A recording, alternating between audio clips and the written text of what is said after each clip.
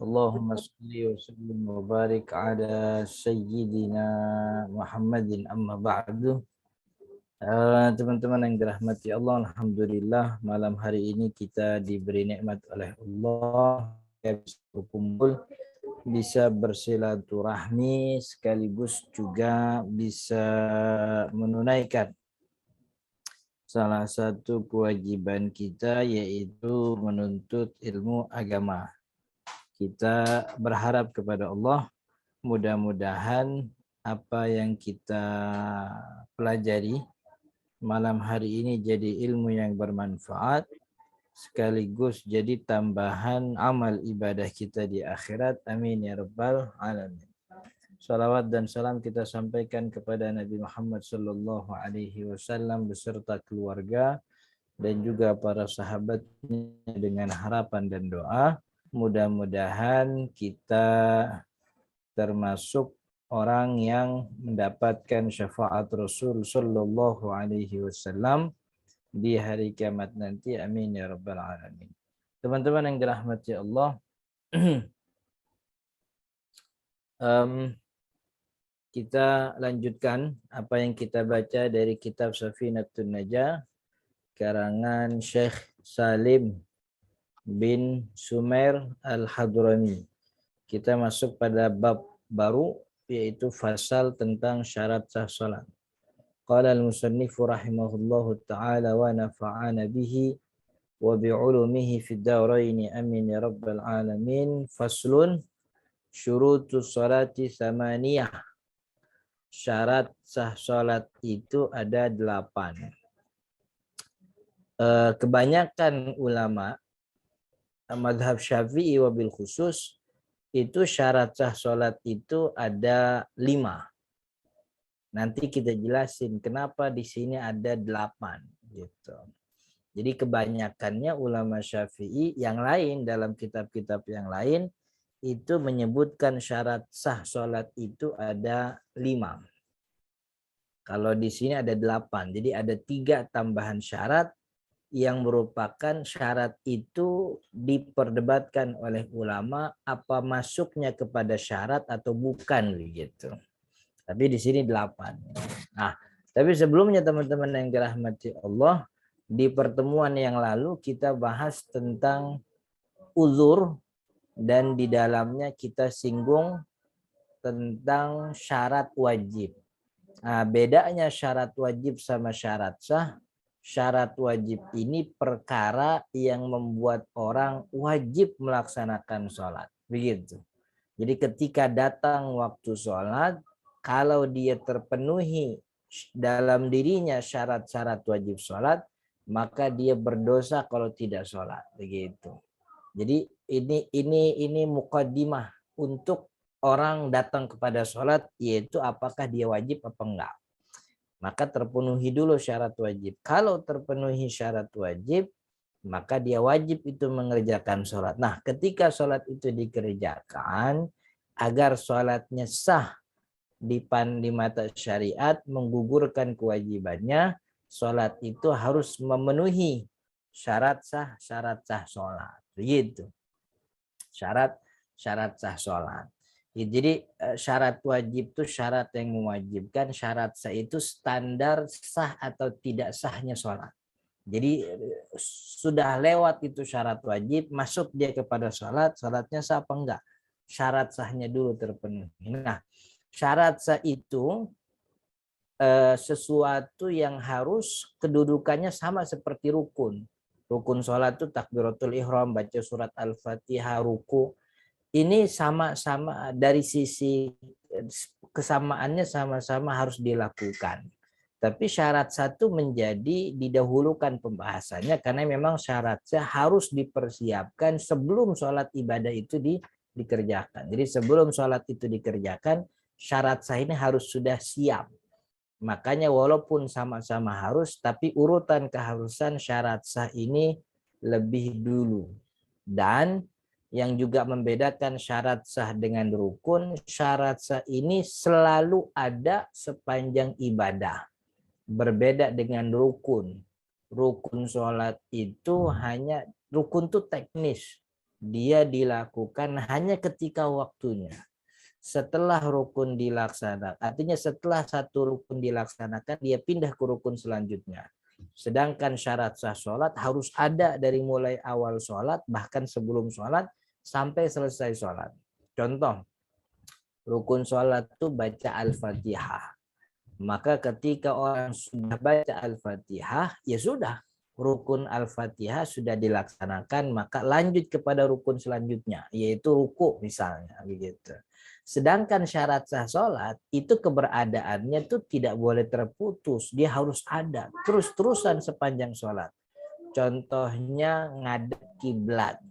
Menghadap kiblat itu syarat sahnya sholat. Maka menghadap kiblat harus ada sebelum dia takbir. Ketika dia takbir sampai dia salam, itu dia harus mengerjakan yang namanya harus ada pada syarat sah sholat. Syarat sah sholat lagi contohnya adalah suci dari hadas. Nah, suci dari hadas itu harus ada sepanjang sholat. Dari mulai sebelum awal takbir sampai akhir sholat. Gitu. Itu bedanya rukun sama syarat. Makanya kalau bahasa fikihnya sederhana. Rukun itu maka nawan kotok, kalau syarat itu maka nawas tamar. Rukun itu maka wan kotok, dia harus ada wan kotok tapi terputus keberadaannya. Ketika sudah dilaksanakan, ia masuk rukun selanjutnya. Tapi kalau syarat makana wastamar, dia harus ada wastamar dan keberadaannya harus terus-terusan ada sepanjang sholat. Itu bedanya syarat sah dengan rukun sholat. Begitu.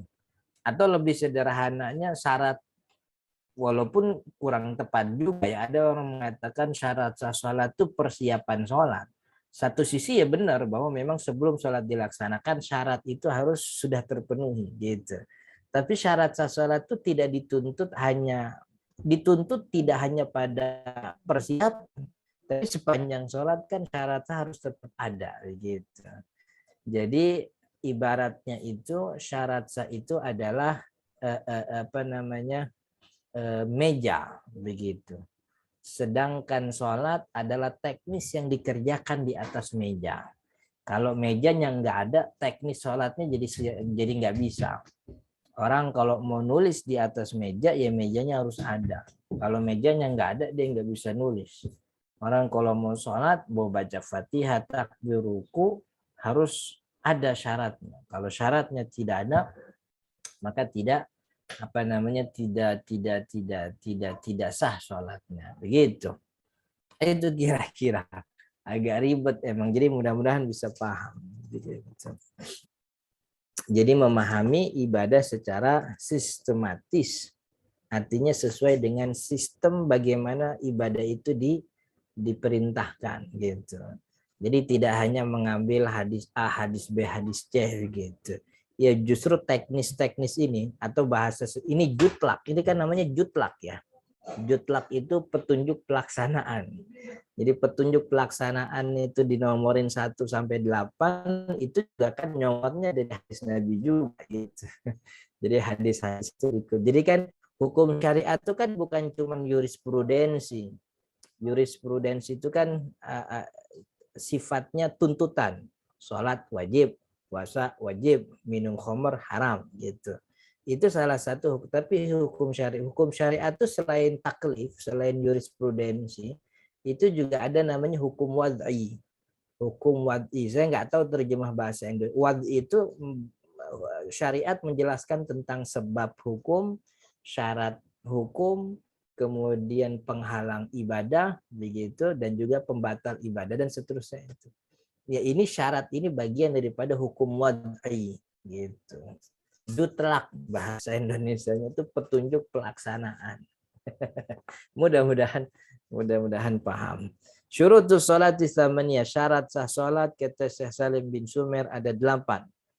Yang pertama taharatul hadatsaini, sucinya si orang yang sholat, hadatsaini dari 2 hadas, hadas kecil dan hadas besar. Jadi orang yang sedang dalam keadaan berhadas, tahu dia berhadas, sengaja melakukan sholat, dia berdosa. tahu dia berhadas, sengaja melaksanakan sholat, dia berdosa. Karena kaidahnya at-talabbusu bil ibadatil fasidati haramun. Sengaja melakukan ibadah yang sudah pasti tidak sah. Karena syarat sholat harus suci dari hadas. Dia berhadas sengaja sholat. Dan tidak ada yang menyebabnya membolehkan. Tidak ada murakhisnya. Tidak ada yang mentoleransi atas tindakan tersebut. Maka hukumnya haram. Tapi kalau ada orang lupa wudhu, jadi toharoh bebas dari tidak bebas dia dari hadas, tapi tidak bebasnya bukan sengaja, lupa. Dia antara maghrib dan isya, antara itu dia kentut gitu. Cuman karena asik ngobrol, lupa kalau tadi itu kentut. Akhirnya dia sholat isya tanpa wudhu. Sholatnya isya tanpa wudhu tidak sah. Pahalanya tidak ada, kewajibannya tidak gugur, tapi dia tidak berdosa. Karena kealpaannya tanpa taharut itu tidak disengaja. Maka kata Imam Nawawi itu, yu'jaru biqasdihi, orang kayak gini dapat pahala dari niatnya, tapi dari pekerjaannya enggak, karena pekerjaannya tidak sah. Tapi dapat pahala dari niatnya gitu. Jadi tidak berwudu, tidak bertaharah sholat sengaja dosa. Tapi kalau enggak berwudunya karena lupa, lalu dia masuk ke dalam sholat, lalu pas ketika selesai sholat baru ingat, sholatnya tidak dapat pahala karena memang tidak sah, tapi dia dapat pahala atas niatnya. Kecuali dikecualikan ya syarat ini bagi orang yang disebut dengan istilah faqidut tahuraini, orang yang memang tidak punya media bersuci. Air tidak ada, tanah pun tidak ada. Air tidak bisa berwudu, tidak juga bisa bertayamum. Maka kondisinya dia tidak lagi mungkin bisa bertoharoh. Lalu gimana? Ya udah sholat sebisanya saja tanpa toharoh. Cuman sholat ya ini namanya sholat lihurmatil waktu. Kita udah singgung beberapa kali ya tentang sholat lihurmatil waktu begitu. Jadi pada intinya syarat sah sholat yang pertama, orang itu harus suci daripada hadas, suci daripada hadas kecil dan juga hadas besar. Kemudian yang selanjutnya wat taharatu, dan juga suci anin najasati, dari najis, fi thawbi wal badani wal makan. Suci daripada najis artinya steril badannya dari najis, baik di bajunya atau di badannya atau di tempat di mana dia sholat. Begitu. Jadi badannya harus bersih dari najis, bajunya juga bersih dari najis, dan juga tempatnya bersih dari najis. Kita udah singgung tuh beberapa hal berkaitan dengan najis. Kemudian yang ketiga, syarat sah sholat yang ketiga, jadi kita nggak panjang-panjang nih. Nanti kita jelasin tambahan syarat 3. Mestinya kan 5 syarat sah sholat. Kemudian yang ketiga, wasatrul aurati, yaitu dia menutup aurat. Aurat itu secara bahasa itu dari kalimat arun. Arun itu artinya aib, sesuatu yang memalukan. Maka sesuatu yang memalukan itu mestinya ditutup. Kalau perempuan seluruh badannya kecuali muka dan telapak tangan. Telapak tangan itu depan belakang ya. Jadi ini depan boleh terbuka, ini bagian luar juga boleh terbuka. Ini yang disebut dengan kafni, depan belakang. Dan juga muka. Itu seluruh badannya aurat maka tertutupi. Yang disebut dengan menutup ini bima yashmaluha, pakaian yang mengcover seluruh badannya, maksudnya seluruh aurat, mengcover seluruh aurat, wa yamna idraka launiha, dan mencegah kelihatan warna kulitnya fi majlisit takhatubi, ketika dia ngobrol. Jadi dalam kondisi ngobrol tuh auratnya tidak terlihat warna daripada kulit auratnya, begitu. Wa in hakka hajmaha, walaupun mungkin penutupnya itu menceritakan, memberikan lekukan. Artinya bagian lekukannya tuh tidak tercover, tapi pakaiannya tuh dia menutup, cuman masih ada lekukan yang menonjol gitu. Itu sudah cukup untuk dikatakan menutup aurat. Ya kalau dikatakan bagus ya kurang bagus, cuman itu cukup. Jadi menutup aurat itu dalam mazhab Syafi'i yang penting dua. Yashmaluha wa yamna idrak launiha. Dia mengcover aurat tersebut dan dia menutup sehingga warnanya tidak terlihat. Walaupun mungkin membentuk lekukan gitu. Ya tentu kalau dikatakan baik ya nggak baik. Cuman itu cukup untuk dikatakan menutup aurat gitu. Jadi perempuan pakai celananya ketat misalnya. Itu menutup aurat dikatakan sebagai menutup aurat. Boleh dia sholat dalam keadaan seperti itu. Yang tentu kan secara fikih boleh karena dia sudah sesuai dengan apa yang dimaksud satrul aurah begitu. Cuman kan bentuk afdolnya tuh nggak begitu gitu. Artinya kita harus melihat dalam kacamata mendingan mendingan dia sholat walaupun pakaiannya ketat daripada dia kagak sholat begitu. Itu jauh lebih baik. Itu yang namanya, dan itu kalau perempuan. Kalau laki-laki auratnya antara pusar dan lutut. Ada ini aurat dalam sholat ya. Di luar sholat kan ulama berbeda lagi masalahnya. Di dalam sholat tuh perempuan seluruh badannya kecuali muka dan telapak tangan, sedangkan laki-laki antara pusar dan lutut. Nah, pusar dan lutut itu sejatinya bukan aurat. Aurat itu antara pusar dan lutut. Pusar dan lutut bukan aurat. Akan tetapi sulit untuk memastikan aurat tertutup kecuali menutup pusar dan lutut juga. Maka pusar dan lutut itu wajib ditutup mimbabi daripada masalah malayatimul wajibu illa bihi fahuwa wajib. Suatu kewajiban yang tidak mungkin terlaksana kecuali dengan mengerjakan itu, maka itu juga jadi wajib. Apa? Gimana sih hasilnya? Gitu. Saya mau beli ikan gitu. Tapi ikan yang saya beli itu harganya di paket dengan udang gitu. Dan ikan itu merupakan tuntutan kewajiban bagi saya karena istri saya tuh mintanya ikan, sedangkan udang itu bukan keinginannya. Tapi untuk beli ikan, udang tuh harus ngikut. Penjualnya tidak menginginkan orang beli ikan doang, harus ada udang begitu. Karena kewajiban beli ikan, maka dan ikan ini tidak bisa terlaksana kecuali harus beli udang, maka udang yang tadinya kagak wajib saya beli jadi wajib. Karena kewajiban beli ikan membuat saya juga wajib beli udang karena begitu dari penjual. Kira-kira jadi aurat itu hanya antara pusar dan lutut. Tapi karena tidak mungkin menutup antara keduanya kecuali harus menutup pusar dan lutut, maka pusar dan lutut wajib ditutup juga begitu. Itu yang ketiga. Yang ketiga. Yang keempat wastiqbalul kiblah. Yang keempat syarat sah salat harus menghadap kiblat. Jadi pertama suci daripada hadas kecil, hadas besar, bebas dari najis. Yang kedua, yang ketiga menutup aurat. Yang keempat harus menghadap kiblat. Kiblat itu Ka'bah gitu. Nah, untuk bisa menghadap kiblat ada 4 cara. Ini harus ditulis. Harus dicamkan. Dicam. Ini yang disebutkan oleh Imam Nawawi dalam kitab Kasyifatus Saja.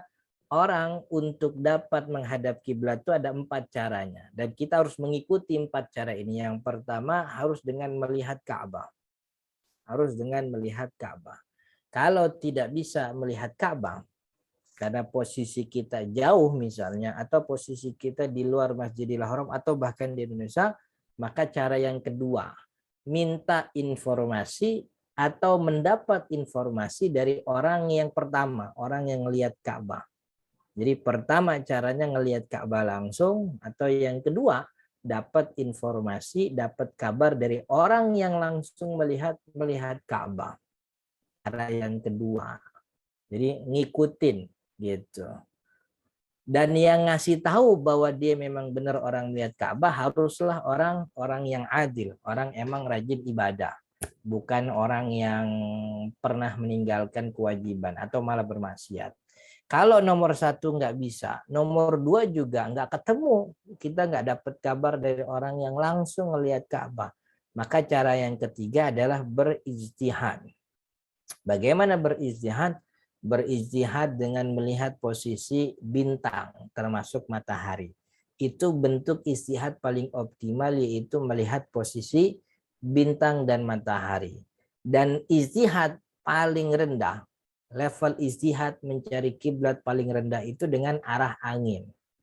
Jadi paling tinggi level istihad dengan posisi bulan, dengan posisi bintang dan matahari, dan istihad level terendah itu dengan arah angin gitu. Kalau yang ketiga pun nggak bisa, maka yang keempat. Yang keempat adalah nanya atau dapat informasi kiblat dari orang yang melakukan hal ketiga.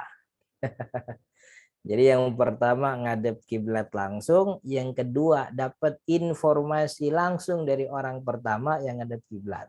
Kalau nomor 1, 2 nggak bisa, maka nomor 3 ijtihad, mencari arah kiblat dengan bantuan posisi bintang dan matahari. Kalaupun ini nggak bisa, maka yang ketiga ngikutin orang yang bisa melakukan nomor 3. Begitu. Ini urutannya begitu. Dan kita ini semuanya, saya nggak tahu, mungkin antum ada beberapa yang bisa beristihad gitu. Tapi kalau saya dari dulu nomor 4 gitu. Saya selalu ngikutin apa yang sudah menjadi ketetapan banyak ulama, ngikutin para istihad. Jadi hampir semua kita nih, hampir semua kiblat yang ada di Indonesia itu hasil istihad, bukan ngelihat langsung dari Ka'bah. Dan kita orang-orang yang mau mengikutin, dan itu sah, nggak ada masalah. Begitu. Kemudian yang ada 2 sholat di mana menghadap kiblat itu menjadi tidak syarat, bukan syarat. Pertama, sholat sunnah di kendaraan dalam keadaan safar. Tapi sebagian ulama tidak mensyaratkan safar. Yang penting sholat sunnah di kendaraan. Yang kedua, dalam keadaan peperangan. Ini 2 sholat di mana orang boleh nggak ngadep kiblat. Sholat sunnah di kendaraan, sholat wajib nggak ada di kendaraan. Sholat wajib harus di atas tanah, nggak boleh di atas kendaraan. Artinya harus berdiri, bukan di atas kendaraan. Yang kedua, sholat khauf, sholat dalam peperangan. Ini doang 2 sholat yang orang boleh nggak menghadap ke kiblat. Begitu. Kemudian syarat yang kelima, ya, yang pertama suci daripada hadas kecil, hadas besar, yang kedua bebas dari najis, yang ketiga menutup aurat, keempat menghadap kiblat, yang kelima dukhulul waqti, yaitu sudah masuk waktu sholat. Jadi datang ketika orang, saya ini udah balik Ustaz, saya udah balik berakal, saya indra mata sehat, indra telinga juga sehat, jadi saya juga bebas dari haid, berarti saya wajib sholat. Saya sholat sekarang, jangan, karena sekarang belum waktunya sholat subuh kan gitu. Jadi syarat sahnya dia sholat di waktunya.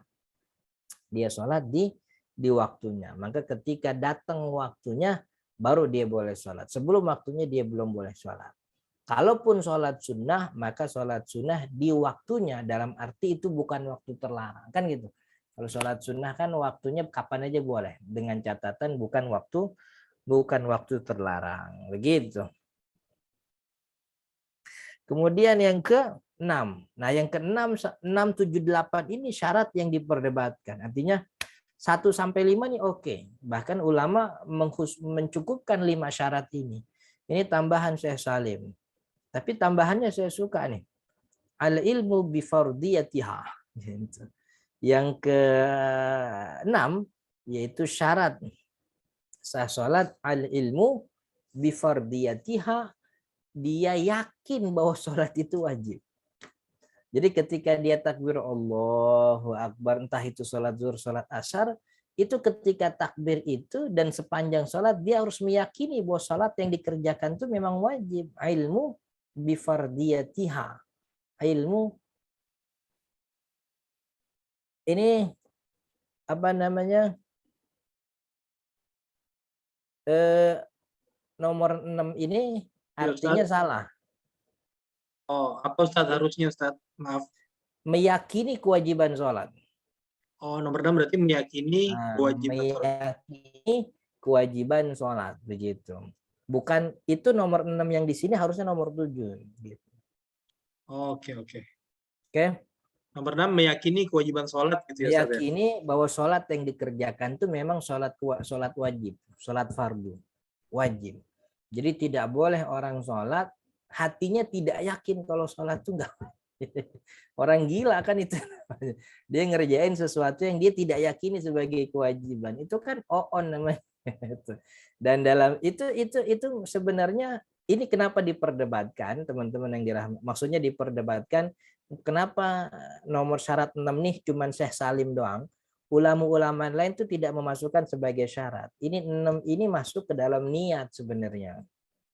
Jadi ketika dia melakukan usolli fardhu, dia harus menetapkan bahwa sholat yang dilakukan itu memang sholat wajib. Dan penetapan itu lahir dari keyakinan. Makanya nomor 6, nomor 7, nomor 8 ini ulama yang lain nggak masukinnya ke dalam syarat. Cuman Syekh Salim masuknya ke dalam syarat. Mudah-mudahan paham gitu. Jadi kalau di kitab-kitab lain syarat sah sholat itu cuma sampai 5, 1 sampai 5. 6 ini meyakini kewajiban, ini masuknya niat dalam kitab-kitab yang lain. Tapi dalam sini maksudnya sebagai syarat. Nggak apa-apa. Jadi sama saja. Konsekuensi yang terjadi sama-sama harus dijalankan. Kemudian yang ketujuh, wa alla ya'taqida fardhan min furudiha sunnatan. Fardhan min furudiha sunnatan. Dia tidak boleh meyakini rukun sholat sebagai sesuatu yang bukan rukun sholat. Ini mengharuskan, syarat yang ketujuh itu mengharuskan setiap orang muslim harus hafal rukun sholat. Yang jumlahnya 13 itu. Artinya ketika dia sholat, ketika dia mengerjakan takbir Allahu Akbar, dia tidak boleh meyakini takbir itu sebagai kesunahan. Karena takbir itu rukun. Takbiratul ihram rukun sholat, baca al-fatihah rukun sholat, ruku rukun sholat, i'tidal rukun sholat. Jadi rukun-rukun sholat itu harus diamini sebagai rukun, sesuatu yang harus. Jadi jangan kemudian baca fatihah mah nggak rukun kali gitu. Cuman daripada nggak ngapa-ngapain berdiri dengan baca fatihah. Nah itu nggak boleh. Jadi harus meyakini, dia tidak boleh meyakini dia bahwa rukun sholat itu sebagai sebuah kesunahan. Dia harus yakin rukun sholat sebagai rukun. Nah 6 dan 7 ini bermasalah kalau ditaruh ke dalam syarat. Masalahnya banyak di antara muslim yang kagak belajar begitu. Kalau kita masukkan ke dalam syarat, berapa banyak yang sholatnya batal gara-gara syarat ini. Kan ya, dibilang sholatnya sah, ada syarat ini nambah. Dibilang sholatnya kagak sah, ya gimana dong? Emang orang kota kan begitu. Orang kota waktunya sibuk, mungkin 24 jam tuh tidur cuma 4 jam. Sisanya bukan ibadah ya nyari duit kan gitu. Jadi agak susah juga. Makanya saya dari awal bilang syarat sah sholat itu cuma 5 aja yang disepakati. Ini 6, 7, 8 nih tidak disepakati karena banyak masalahnya. Salah satunya itu. Kalau dimasukkan ke dalam syarat nomor 6 nama nomor 7 banyak orang yang jadi sholatnya nggak sah. Karena banyak yang tidak meyakini sebuah, bukan tidak meyakini, banyak orang yang tidak tahu rukun sholat. Tidak tahu rukun sholat begitu. Gimana kan ya mau dibilang sholatnya sah, rukun kagak ngerti, dibilang sholatnya sah, dibilang sholatnya kagak sah. Ya emang orang zaman sekarang kan begitu. Nggak tahu mana rukun sholat. Jadi makanya ulama tidak memasukkan ini ke dalam syarat dalam kitab-kitab yang lain. Tapi memang khas. Syekh Salim bin Sumer punya salah satu kekhasan, banyak fatwanya itu mengambil fatwa yang lebih tegas atau bahasa orang awam yang lebih susah gitu. Kemudian yang ke-8 wajtinabul mubtinat. Yang ke-8 adalah meninggalkan atau menghindari hal-hal yang membatalkan. Ini kan juga nggak perlu disebutin dalam syarat. Tidak perlu disebutkan di dalam syarat. Jadi sebenarnya orang yang mengerjakan sholat itu dia sedang menghindari pembatal sholat. Begitu. Wallahu ta'ala a'lam. Al-ahdatsu itnani. Hadas itu ada 2, insya Allah ini minggu depan. Biar setiap pertemuan judulnya akur gitu ya. Kalau masuk hadasnya. Jadi kagak akur lagi bahas sholat, bahas hadas. Tapi nyambung juga, cuman kurang pas. Jadi insya Allah di minggu yang akan datang sekaligus membahas tentang aurat. Nah itu nih. Tadi kan aurat di dalam sholat. Sedangkan aurat itu ada yang di luar sholat. Insya Allah di pertemuan akan datang. Mudah-mudahan bermanfaat. Saya mohon maaf jika ada kata yang kurang berkenan. Assalamualaikum warahmatullahi wabarakatuh. Saya kembalikan kepada Mas Hendi untuk kita buka sesinya tanya jawab dan diskusi. Terima kasih Ustaz atas penjelasannya. Insya Allah udah paham semua ya. Kalau rada kecepatan atau tadi ada sedikit miss gitu, nanti insya Allah bisa dilihat di YouTube-nya Fitiyah Hamasa juga Ustaz untuk kita nge-review ulang. Oke teman-teman, untuk yang ada pertanyaan silahkan bisa langsung raise hand atau mau chat juga boleh. Nanti dibacakan pertanyaannya. Ya, silakan untuk Mbak Nyimas Ayu.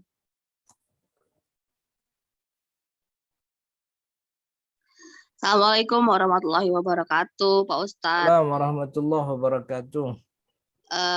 Boleh lah ya, agak menjurus ke masalah hadas, maaf. Boleh. Jadi kan kalau perempuan itu kadang suka keluar cairan yang tidak diinginkan untuk keluar gitu ya. Nah tiba-tiba kita tuh sudah masuk atau sholat, posisinya kita tuh sudah di luar. Kita tahu ada cairan yang keluar gitu. Tapi kita udah masuk waktu sholat, kita harus sholat gimana kan? Sedangkan kita ibarat kata nggak ada waktu lagi untuk mengganti kayak gitu. Apa kita tetap lanjut aja sholat atau bagaimana gitu ya Pak Ustadz? Iya. Itu yang pertama. Yang kedua, misalnya sebenarnya mukena ini kan kalau di Indonesia kayaknya hanya di Indonesia saja kalau sholat itu kayak mukena. Nah pakaian, sedangkan sholat itu harus menutup aurat. Nah sebenarnya, dan saya juga kalau salah, kalau mau sholat itu menggunakanlah pakaian yang terbaik yang kalian punya. Nah, apakah hanya cukup mukena saja yang terbaik untuk melakukan sholat? Apakah pakaian yang dipakai kita tuh harus terbaik juga gitu Pak Ustadz? Harus pakai baju bagus, baru pakai mukena gitu biar afdol sholatnya gitu Pak Ustadz. Makasih. Assalamualaikum. Assalamualaikum warahmatullahi. Ini pertanyaan pertama nih mirip kayak pertanyaannya yang udah kejawab apa belum ya? Kayaknya saya punya utang nih. Udah kejawab apa belum waktu itu? Jadi dulu ada yang sempat nanya soal flag itu ditangguhkan. Udah kejawab apa belum, Mas Hendy? Ingat nggak? Belum, Ustaz. Saya yang nanya, Ustaz. Oh iya, belum. Jadi flag bukan awalnya di pertemuan itu saya bilang flag itu bagian dari darah. Ternyata bukan. Pandangan jumhur ulama termasuk Syafi'i, flag itu bukan bagian dari darah, bukan bagian dari darah haid maksudnya. Flag itu disebutnya qatrah. Qatrah itu artinya tetesan kalau dalam bahasa Arab. Jadi flag itu kan bukan darah mengalir dan itu tidak sesuai dengan makna daripada haid itu sendiri. Haid itu artinya sayalanudam, darah yang mengalir.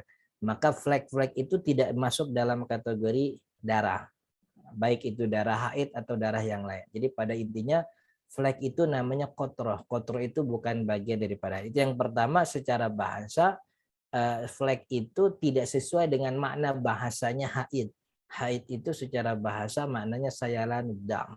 Nah, kemudian yang kedua, dari sisi kejelasan hukum, kesucian seorang perempuan itu adalah sesuatu yang mutlak bisa diketahui. Maka untuk membatalkan kesucian ini harus dengan sesuatu yang meyakinkan. Flag itu tidak meyakinkan untuk disebut darah, begitu. Maka itu sesuatu yang meragukan tidak bisa membatalkan sesuatu yang meyakinkan.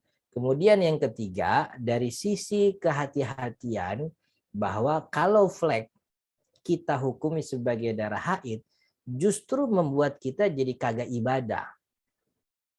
Karena kita membuat padahal dan enggak ibadah di waktu ragu-ragu itu tidak cocok dengan kaidah kehati-hatian. Justru kehati-hatian itu membuat kita melakukan ibadah kan begitu.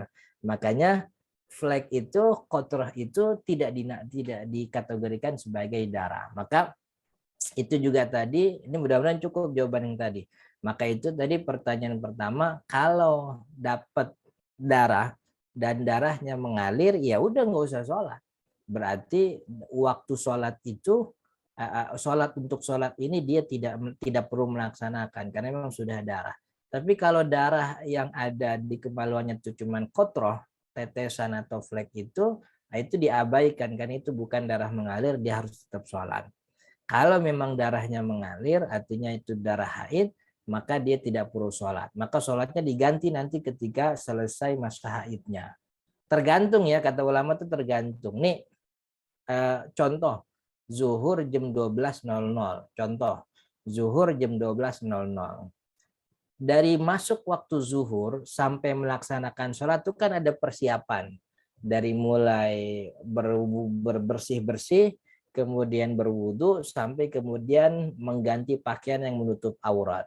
Nah, 3 pekerjaan ini dikira-kira makan waktunya berapa menit sih begitu. Kalau di kitab-kitab disebutin sekiranya waktu 2 rakaat sholat. Sekiranya waktu 2 rakaat sholat. Artinya kalau datang waktu sholat begitu. Kemudian baru cuman 3 menit kan waktu yang nggak cukup itu untuk melakukan 3 hal itu. Datang haid, maka sholat itu dia nggak perlu mengerjakan sholat. Karena dia memang udah nggak wajib. Karena haidnya datang di waktu yang tidak cukup untuk dia melaksanakan ibadah sholat zuhur tadi. Begitu. Tapi kalau haidnya datang lama begitu ya, datang zuhur jam 12.00. Kemudian darahnya keluar jam 12.30. Berarti kan ada 30 menit tuh. 30 menit kan bisa ngapain. Tapi emang sengaja ditunda-tunda. Akhirnya keluar darahnya. Maka sholat zuhur ini wajib diqadha nanti ketika dia selesai darah haidnya. Begitu. Itu soal yang pertama. Kemudian soal yang kedua. Saya lupa tuh. Pakaian terbaik untuk sholat, mukenanya atau dalamannya juga, maksudnya baju yang dipakainya apakah juga harus terbaik? Ya, pakaian yang terbaik, iya tentu kan. Jadi salah satu kesunahan sholat itu kan kata Allah dalam Al-Quran, khudhu zinatakum inda kulli masjid. Ambillah perhiasanmu. Perhiasan adalah sesuatu yang membuat kita nampak percaya diri karena terlihat indah.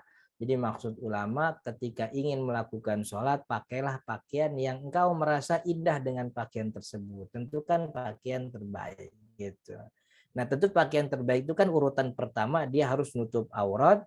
Yang kedua pantas.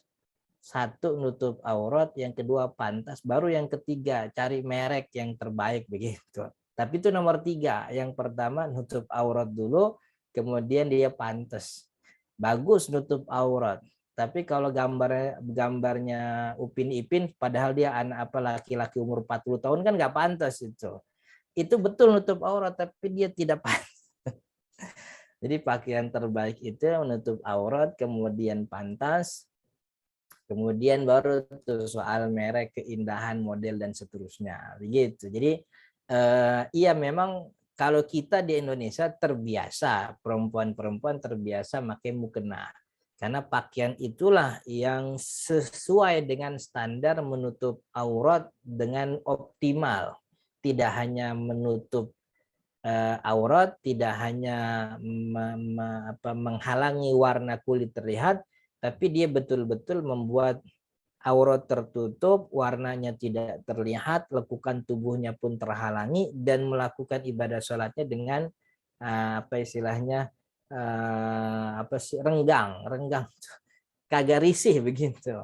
Nah itu emang terbiasa kita di Indonesia begitu. Tapi tidak mesti yang namanya sholat itu dengan mukena, dengan pakaian apapun yang penting menutup aurat begitu, maka itu sudah cukup. Sebagaimana laki-laki nggak perlu pakai kain, nggak perlu pakai sorban begitu, yang penting nggak perlu juga pakai apa namanya baju koko misalnya gitu. Jadi cukup yang penting nutup aurat begitu. Nutup aurat pantas dan baru model gitu. Oke? Ustaz, kalau cowok-cowok Cukup. nih pakai kaos gambarnya tengkorak lah apalah, berarti pahalanya diskon dong atau lebih kecil gitu ya? Ya secara hukum fikih sholatnya kan sholatnya sah karena dia menutup aurat. Tapi gambar yang ada pada pakaiannya itu kan mengganggu orang lain. Kalaupun dia sholat sendiri, keberadaan dia menghadap Allah dengan seperti itu tuh bukan adabnya gitu. Jadi ya tentu kan pahalanya berkurang, tidak lebih baik dibanding orang yang sholatnya itu. Tapi saya kira ya umuran kayak kita nih Mas Hendy ya, kayaknya udah nggak peduli soal baju ada gambar atau enggak. Makanya saya heran kalau ada umuran kayak kita tuh masih beli baju nyari gambar gitu. Itu aneh itu. Aneh banget itu. Saya kadang-kadang bukan nyari gambar, Ustaz, nyari yang ada ukuran saya aja kan susah. Jadi justru malah ada gambar ini nggak apa-apa lah, yang penting size-nya muat gitu kan. Oke Ustaz, terima kasih Ustaz. Selanjutnya ada Mbak Astrid, silakan Mbak Astrid kalau mau langsung ditanyakan. Ya, Assalamualaikum Pak Ustadz. Assalamualaikum Izin Pak warahmatullahi Ustadz, saya masih banyak belajar. Pak Ustadz, boleh 3 pertanyaan? Boleh, silahkan. Pak Ustadz, yang pertama mau tanya, gimana, tadi kan ada batas waktu sholat, itu tuh gimana kalau namanya kan manusia ya Pak Ustadz suka khilaf, tahu-tahu, jamnya suka lupa gitu. Terus, pas udah tahiyat akhir, tahu-tahu udah azan asar. Nah itu, hukumnya gimana? Terus yang Ya, kedua, itu gimana hukum untuk,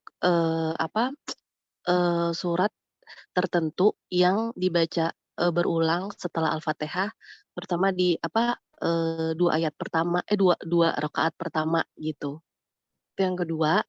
Dan yang ketiga, itu gimana hukumnya, maksudnya sah atau enggak sholat kita kalau pada saat, sholat tiba-tiba pada saat sujud, terus kitanya nangis gitu Ustadz, kayak inget dosa-dosa kita gitu, takut tiba-tiba besok kita nggak ada lagi di dunia ini gitu. Nah itu, ah, sholatnya masih, sah apa enggak? Atau kadang, kayak, atau harus mulai lagi sholatnya dari awal gitu. Udah itu aja Pak Ustadz, iya. makasih Pak Ustadz. Assalamualaikum. Assalamualaikum warahmatullahi wabarakatuh. Pertama soal sholat yang telat begitu ya. Jadi sholat untuk dikatakan sholatnya sah dan gugur kewajiban, yaitu sholat di waktunya, bukan sholat di awal waktu. Tentu di awal waktu kebaikan. Tapi untuk dikatakan sah gugur kewajibannya, dia tidak berdosa sholat di waktunya. Walaupun di ujung waktu, Ustaz. Walaupun di ujung waktu. Tapi ketika saya sholat, belum selesai itu sholat zuhur, udah azan asar. Nah, tetap itu sholat di waktu. Jadi untuk dikatakan sholat di waktu, orang itu mendapatkan 1 rakaat di waktunya. Gitu. Sibuk nih kerja nih, kesana kemari, kemudian nggak mungkin bisa ditunda, akhirnya selesai semua pekerjaan dia baru dapat waktu. Kemudian dia berwudu, dia takbir Allahu Akbar. Setelah takbir dia baca Al-Fatihah, kemudian setelah Al-Fatihah dia langsung ruku. Allahu Akbar, ruku. Ketika dia ruku, kemudian sami Allahu liman hamidah, masuk waktu sholat. Waktu sholat selanjutnya, sholatnya sah. Gugur kewajibannya, tidak ada dosa bagi dia sholat di waktunya. Jadi untuk dikatakan sholat di waktunya, minimal dia dapat 1 rakaat. Dan 1 rakaat itu standarnya dia dapat ruku. Kalau udah dapat ruku, dia udah dapat 1 rakaat. Kalau udah dapat 1 rakaat, dia udah dapat sholatnya. Maka sholatnya sah walaupun di akhir waktu. Yang penting dapat 1 rakaat. Begitu. Beda cerita kalau dia takbiratul ihram, Allahu Akbar, kemudian datang waktu sholat. Berarti sholat ini itu bukan di waktunya. Ya, terus gimana Ustaz? Ya terusin aja nggak apa-apa. Cuman jatuhnya kodoan. Sholatnya di kodo itu. Artinya sholatnya di luar waktu. Itu yang pertama. Itu ya mudah-mudahan kita semua diberikan rezeki oleh Allah untuk terus bisa sholat di awal waktu. Terus menjadi orang yang sigap untuk melaksanakan sholat. Jadi biar jadi ibadah andalan gitu. Ibadah andalannya apa ntar masuk akhirat, sholat di awal waktu. Kita mau nyari sedekah, kita gak punya duit. Kita mau rajin puasa, kita punya penyakit. Kita mau sholat tahajud, kita susah bangun malamnya. Jadi satu yang bisa diandelin, nongkrong di awal waktu setiap sholat. Kan? Walaupun kualitas sholatnya masih gimana, intinya harus punya satu ibadah yang mungkin kita bisa andalkan. Gitu. Itu yang pertama. Nah, kemudian yang kedua, bagaimana kalau sholat tadi gimana lupa? Bacaan suratnya Oh setelah iya. Fatihah diulang-ulang. Jadi bacaan surat setelah surat Al-Fatihah itu hukumnya sunnah, bukan rukun sholat. Artinya nggak wajib tuh. Setelah baca surat Al-Fatihah orang langsung ruku boleh. Lalu kalau dia mau baca surat bagus, tapi suratnya diulang nggak apa-apa. Jadi mengulang surat di rakaat kedua dengan surat yang sama di rakaat pertama tidak ada masalah begitu. Tidak ada masalah. Bahkan itu kan pernah terjadi di zaman Nabi ketika ada salah seorang sahabat dari Masjid Kuba itu kalau jadi imam selalu baca surat Al-Ikhlas setelah Al-Fatihah. Jadi urutannya Al-Fatihah, Al-Ikhlas, baru kemudian surat yang lain. Dan itu Al-Ikhlas selalu terjadi setelah surat Al-Fatihah. Lalu kemudian dilaporkan kepada Nabi, ada kita punya imam di Masjid Kuba ini kalau habis Fatihah selalu baca kulhu. Jadi sepanjang sholat tuh bukan cuma 1 rakaat 1 2, jadi rakaat 1 2 besokannya begitu lagi terus. Kemudian ditanya kenapa harus selalu mengulang surat Al-Ikhlas setelah Al-Fatihah. Kata seorang sahabat ini, ya Rasulullah, inni uhibbuha. Saya cinta benar sama surat Al-Ikhlas gitu. Jadi saking cintanya tuh saya pengen terus-terusan baca surat Al-Ikhlas bahkan ketika sholat. Tapi kata Nabi Muhammad apa? Hubbuka iyyaha yudkhilukal jannah gitu. Cintamu kepada surat Al-Ikhlas membuat kamu dimasukkan dengan itu kepada surga. Artinya kecintaan dia terhadap surat itu membuat dia justru menjadi ahli surga. Bukannya malah diomelin tapi malah dapat pujian. Oh berarti mengulang-ulang surat dalam sholat artinya rakaat 1, rakaat 2 itu rakaat ya enggak ada masalah. Tidak ada masalah. Oh, sholatnya sah-sah saja. Cuman kan dulu sahabat Nabi itu ngulang karena dia cinta sama Al-Ikhlas. Kalau kita kan ngulang karena emang apalnya itu doang kan. Itu sih kagak ada hadisnya sebenarnya, cuman boleh-boleh aja. Nggak tahu itu apa bakal masuk surga juga pakai itu, saya nggak tahu. Cuman kan alasannya dulu karena dia cinta sama Ikhlas. Tapi kalau ditanya hukum fikihnya ya sah, nggak ada masalah. Karena itu surat itu hukumnya sunnah, dibaca baik, tidak dibaca tidak ada masalah, maka dibaca berulang pun tidak menjadi soal. Begitu. Kemudian yang ketiga, sholat. Sholat nangis, Ustadz nangis di saat sholat pas lagi sujud. Iya.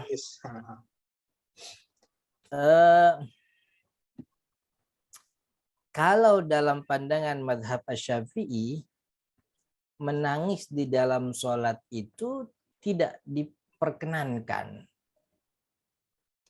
Tidak diperkenankan karena tangisan itu suara manusia. Dan suara manusia tidak boleh ada di dalam sholat. Itu kaidahnya begitu. Kalau tangisannya mengeluarkan huruf yang tersusun lebih dari 3 huruf, 2 huruf atau lebih, itu kan kaidahnya membatalkan. Makanya itu yang kami pelajari dalam kitab-kitab fikih, makanya saya tidak menyarankan untuk menangis di dalam sholat. Walaupun menangis ini dibolehkan dalam pandangan mazhab lain. Jadi setahu saya mazhab Imam Ahmad bin Hambal itu membolehkan tangisan di dalam sholat. Tapi kalau mazhab Syafi'i nggak boleh. Karena tangisan itu suara manusia. Suara manusia tidak boleh ada dalam ibadah sholat. Kan gitu. Berarti ada perkataan manusia. Perkataan manusia yang terdiri dari 2 huruf sengaja itu membatalkan sholat. Maka kalaupun ada perenungan, menangisnya tanpa suara, cukup bersedih saja, begitu. Dalam mazhab Syafi'i. Tapi dalam mazhab yang lain dibolehkan. Tapi pembolehannya juga tidak menjadi rutinitas, dalam arti banyak, saya mohon maaf dengan segala hormat, banyak beberapa masjid, beberapa majelis taklim, beberapa komunitas menggelar rutinan tahajud bersama dengan model seperti itu gitu. Jadi menangis itu menjadi rutinitas. Itu yang saya rasa Imam Ahmad bin Hambal yang membolehkan tangisan juga nggak ngebolehin begitu. Nggak ngebolehin ngerutinin nangis begitu. Gitu. Karena kan memang sesatu riwayat pernah disebutkan Nabi Muhammad karozi zilma. Beliau nangis seperti aliran air tuh. Jadi dadanya tuh kayak ada suara aliran air karena menangis. Tapi kan hadis itu juga diperdebatkan apakah bisa diamalkan gitu. Karena Nabi Muhammad pembawa wahyu. Maka dia tidak disebut sebagai perkataan manusia, sedangkan kita beda gitu. Makanya itu jadi perdebatan. Dan maka kalau saya nih nangisnya ditunda sampai selesai sholat. Jadi habis assalamualaikum baru udah tuh nangis sejadi-jadinya. Begitu, nangisnya pas lagi doa. Jadi kalau sholat mah jangan begitu. Oke. Tapi Pak Ustadz. Oke. Ya, ada yang ingin bertanya tuh Ustadz. Ada Mas Rian, silakan Mas Rian. Assalamualaikum. Waalaikumsalam warahmatullahi wabarakatuh. Ustadz, aku temannya Mas Hendy nih Pak Ustadz, kebetulan baru join pertama kali di kajian ini kan. Ya, halo. Ya, lanjut Mas Rian, monggo. Pertama kaitan sama pertanyaan Ibu yang tadi yang sebelumnya tuh ketika emang menangis dalam sujud atau tahajud. Kadang kan kita nggak bisa ngontrol suasana hati juga Ustadz ya ketika rakaat kedua kita tadi. Karena saya juga sering juga tuh kalau sujud nangis karena memang keadaan juga kan. Itu pertama. Terus kan Pak Ustadz bilang kan selesaikan dulu sholatnya ya. Biasanya kalau Pak Ustadz kan itu cara gimana ya, cara buat ngehabitin atau ngindarin pas sujud nangis, karena kita kalau tahajud matiin lampu biasanya bawa suasana sendiri Pak Ustadz. Ya kan? Pertama itu. Nah, terus yang ada pertanyaan juga dari saya, ada 2 pertanyaan nih Pak Ustadz. Kebetulan ini pengalaman pribadi juga sih. Terus apa hukumnya dan apa yang harus saya lakukan ketika saya diusir di saf depan hanya karena penampilan? Pertama, satu. Itu. Yang kedua, bagaimana cara kita menjaga hati dari stigma buruk masyarakat atau lawan bicara ketika kita fokus mau mendekatkan diri ke Allah atau berubah jauh lebih baik. Gitu, Pak Ustadz. Makasih Pak Ustadz. Ya, Mas Rian, pertama soal menangis tadi ya. Jadi kan menangis itu kalau tadi penjelasan saya masuknya sebagai perkataan manusia, artinya omongan. Nah, dalam masalah omongan, ulama juga memberikan toleransi ketika orang ngomongnya tuh keceplosan, artinya keceplosan itu tidak bisa dikontrol memang. Jadi seperti orang yang lagi ruku, bangun dari ruku kemudian kecetit misalnya. Aduh, gitu. Itu ucapan itu tidak disengaja. Ucapan yang di dalam sholat keluar tanpa sengaja itu ditoleransi oleh ulama selama omongannya tidak banyak gitu. Omongannya tidak banyak itu ya tidak lebih daripada sekedar yang keceplosan itu saja. Jadi tidak nambah lagi begitu. Maka tangisan karena saya lewat mazhab Syafi'i kitab ini mengkategorikan tangisan sebagai omongan, maka tangisan yang tidak bisa terbendung ya juga tidak bisa dikatakan pembatal sholat. Karena tangisan itu sesuatu yang tidak sengaja keluar gitu. Yang jadi masalah tuh kalau sengaja untuk menangis di dalam sholat. Itu yang jadi masalah. Tapi ketika sholat, kenapa? Itu malah sering saya lakuin. Maksudnya ketika saya mau tahajud nih, saya malah udah ancang-ancang di sujud rakaat kedua tuh untuk nangis. Jangan ya, kalau kemarin-kemarin udah biarin. Kemarin-kemarin yang lewat biarin, besok-besok jangan begitu. Karena tangisan itu bagian dari perkataan manusia. Itu tidak boleh ada di dalam sholat. Jadi besok-besok siapin diri untuk sholat begitu. Kalaupun terjadi tangisan, pastikan itu bukan karena direncanakan gitu. Jadi tangisannya ketika nanti berdoa gitu. Maka sebisa mungkin kita juga sama ya, ini kan pengalaman yang saya dapat begitu ya, juga beberapa kali dalam beberapa kondisi kan juga kalau lagi sholat sendiri, nggak cuman sholat tahajud sih ya, sholat maghrib kalau ditinggal istri sama anak-anak main ke rumah neneknya, kita sendirian di rumah kan juga sama juga, sedih juga kan, kadang nangis. Tapi kalau dalam keadaan seperti itu, usahakan untuk diam. Jadi ketika itu datang, diam sejenak, netralisir keadaan, kemudian teruskan sholat gitu. Jadi besok-besok jangan direncanain sholat lagi, jangan direncanain nangis, Mas. Maksudnya juga harus konteksnya juga, maksudnya basic dari kehidupan aku juga kan, karena terus ada juga pembelajaran aku selama sebelumnya nih, nggak tahu dia apa salah belajar, apa salah guru, nggak ngerti ya. Malah di setiap akhir rakaat, setiap akhir sujud itu malah kita disuruhin kita berdoa, jadi agak lebih lama durasinya. Ya, betul. Jadi sebenarnya anjuran berdoa itu bukan ada di sujud terakhir saja. Setiap sujud sholat itu tempat yang baik buat berdoa. Maka kalau setiap sujud berdoa itu sah. Yang penting doanya jangan bahasa Indonesia. Cukup di dalam hati saja. Cukup di dalam hati, karena kalau doanya pakai bahasa Indonesia ada kalimat manusia yang keluar kan gitu, ada kata manusia.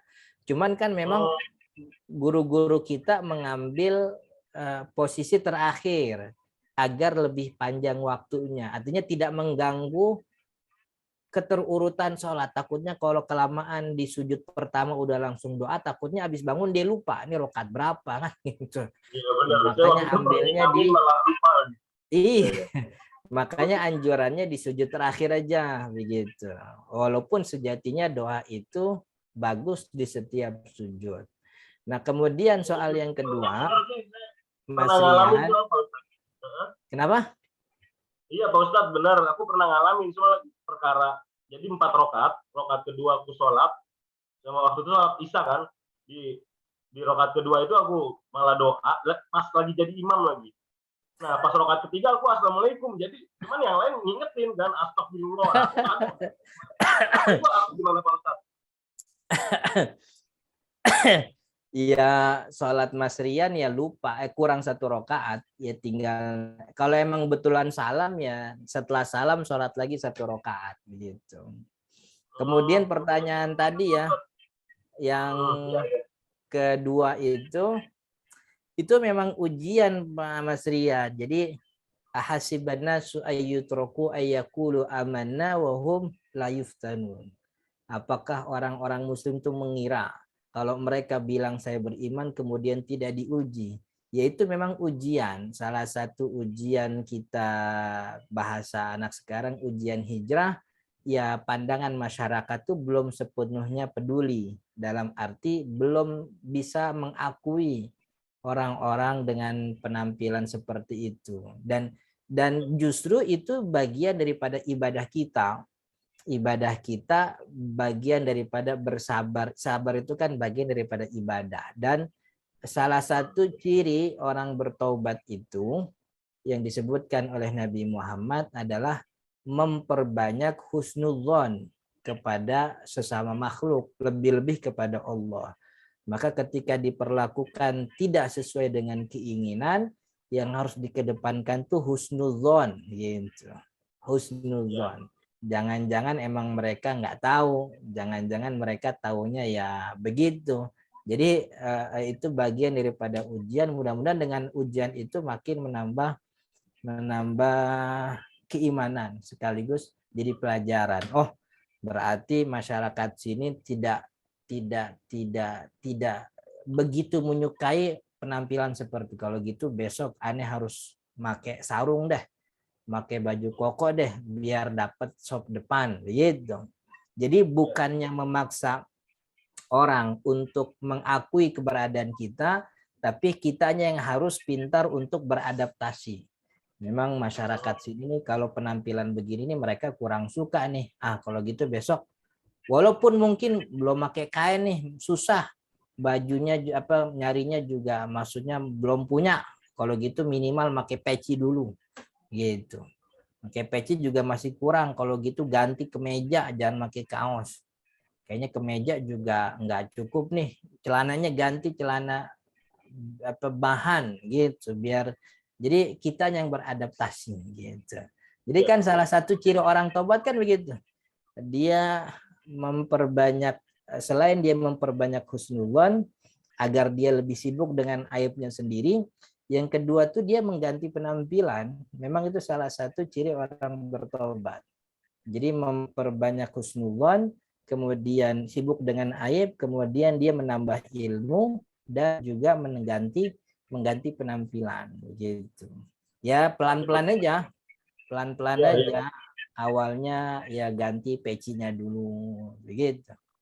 Ganti kemudian bajunya, habis itu baru celananya, sarungnya misalnya. Begitu. Begitu Mas Rian. Mudah-mudahan Mas Rian dan kita semua ini terus dibimbing oleh Allah untuk menjadi hamba yang soleh begitu. Amin, amin. Ustadz, ada satu lagi pertanyaan nih Ustadz, udah rada lewat. Ada dari salah seorang Mbak Faiza atau nggak salah. Ustadz, gimana kalau kita lagi sholat, terus kelihatan dari sudut mata kita ada beberapa helai rambut tuh keluar, apakah itu membatalkan sholat? Ini untuk yang pakai mukena ya Ustadz, untuk ya. Kalau dia sadar, ketika itu sadar, langsung dimasukin. Di dalam sholat dia sadar, langsung dimasukin. Gitu. Tapi setelah sholat, kemudian dia lihat ada yang keluar, begitu, dan itu kemungkinannya sudah keluar sejak beberapa rakaat, maka sholatnya batal, harus diulang. Karena menutup aurat ini bukan sesuatu yang boleh ditinggal kalau tidak sengaja. Enggak, dia harus dikerjakan walaupun sengaja. Pokoknya walaupun tidak sengaja, dia tidak ada toleransi. Jadi ketika sadar ada keluar, langsung masukin di dalam. Sama laki-laki juga sama. Ketika sadar kainnya ngangkat itu ketebak angin misalnya, langsung tutup segera. Bajunya ketebak angin, pusernya kelihatan, langsung tutup seketika itu. Itu ketika di dalam sholat. Tapi setelah selesai sholat, kemudian ada terlihat aurat dan itu punya, maksudnya sangat mungkin bahwa ini sudah terbuka ketika di dalam sholat, maka sholatnya batal, diulang dengan aurat yang harus tertutup. Begitu. Oke? Oke Ustadz. Ustadz, terakhir janji. Mohon maaf, ada lagi soalnya yang chat. Gak apa-apa ya Ustadz ya? Ya. Assalamualaikum Pak Ustadz, mau tanya, saat sholat berjamaah, ada sebagian imam, sujudnya ada yang lama, lumayan lamanya. Gimana menurut hukum fikihnya? Sujud itu bagian daripada rukun pendek. Jadi di antara rukun sholat itu dari mulai takbir sampai salam, dibagi dua, ada rukun panjang, ada rukun pendek. Mana rukun panjang? Rukun panjang nih tulis. Rukun panjang tuh berdiri. Rukun panjang berdiri, oke. Pertama rukun panjang berdiri. Yang kedua duduk tahiyat awal. Yang ketiga duduk tahiyat akhir. Ini rukun panjang. Selain tiga ini namanya rukun pendek semuanya. Selain tiga ini itu rukun pendek. Apa standar panjang, standar pendek? standar panjang itu surat Al-Fatihah. Maka rukun-rukun yang disebut rukun pendek, lamanya tidak boleh melebihi lama bacaan Al-Fatihah. Sujud rukun pendek. Maka kalau mau lamain silahkan, tapi jangan lamanya selama baca Al-Fatihah. Karena rukun panjang Al-Fatihah itu standar rukun panjang. Gitu. Ingat tuh ya, ada rukun panjang, ada rukun pendek. Rukun panjang tuh berdiri, duduk tahiyat awal, duduk tahiyat akhir. Sebenarnya ada dua ya, duduk tahiyat awal kan bukan rukun nih gitu. Cuman kalaupun kita masukkan sebagai praktek sholat, dia juga termasuk panjang gitu. Nah selain tiga ini, itu rukun pendek semuanya. Maka yang pendek jangan dipanjangin, yang panjang jangan dipendekin. Begitu. Oke? Oke Ustadz. Ustadz ada yang pada masih rese nih, saya ntar diomelin Ustadz sama jemaah. Masih boleh nggak nih Ustadz? Boleh, nggak apa-apa. Ada satu Mbak Nadia, satu lagi Mas Denny. Monggo. Ini Ahwat nih. Oh, Ahwat, maaf. Astagfirullahaladzim. Iya, Mbak. Ya, monggo. Assalamualaikum Ustadz. Ini mau nerusin pertanyaan jamaah Fitya alhamdulillah lagi umroh. Dia ngelihat kok banyak Ahwat beda-beda di sana mengenai batasan aurat saat sholat Ustadz. Jadi ada yang pakai tambahan untuk punggung tangannya, ada yang jidatnya ketutup setengah, ada yang macam-macam Ustadz. Jadi sebenarnya untuk aurat wanita saat sholat itu setiap mazhab beda-beda ya Ustadz, atau bagaimana? Mohon penjelasannya Ustadz. Kalau aurat perempuan tidak ada perbedaan. Di dalam sholat semua ulama sepakat aurat perempuan itu seluruh badannya kecuali muka dan tangan gitu. Dan maksud telapak tangan maksudnya. Dan telapak tangan itu depan belakang. Jadi dari mulai pergelangan ini sudah wajib ditutup gitu. Punggung tangan gimana Ustaz? Punggung tangan ini bukan aurat, ini boleh terbuka. Itu semua mazhab sepakat ya Ustaz ya? Iya, semua perempuan, kalau dalam hal aurat sholat perempuan semua mazhab sepakat. Muka dan tangan. Ini tangan bukan aurat. Tangan ini telapak tangan luar dalam gitu. Sedangkan kenapa? Ada juga yang bilang kayak kening itu nggak boleh ketutup, dagu itu harus terbuka atau tertutup saja dulu pasti gitu. Kan ini ya, seluruh tubuhnya aurat kecuali muka dan telapak tangan. Maka harus kembali kepada definisi muka. Muka itu definisinya dari tempat tumbuh rambut sampai, ini kalau saya lebih bagus mengartikannya, mendefinisikannya dari mulai tempat tumbuh rambut sampai pertemuan dua tulang rahang. Agar bagian bawah ini yang termasuk tulang juga bagian muka, maka boleh dia terbuka. Tapi setelah ini dia bukan wajah nih, bukan muka nih, ini wajib tertutup nih. Makanya kan beberapa mukena sekarang alhamdulillah ada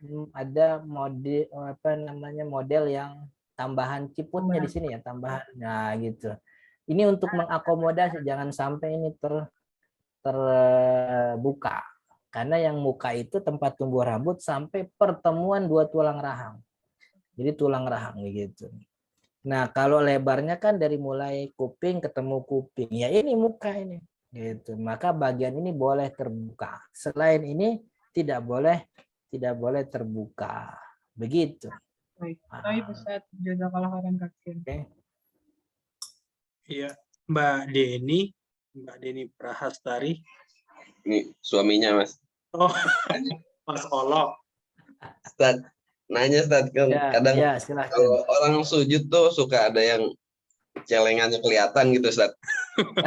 Kita bilangin apa biarin aja, apa setelah sholat baru bilangin Mas tadi itu kebuka gitu, gimana Ustaz?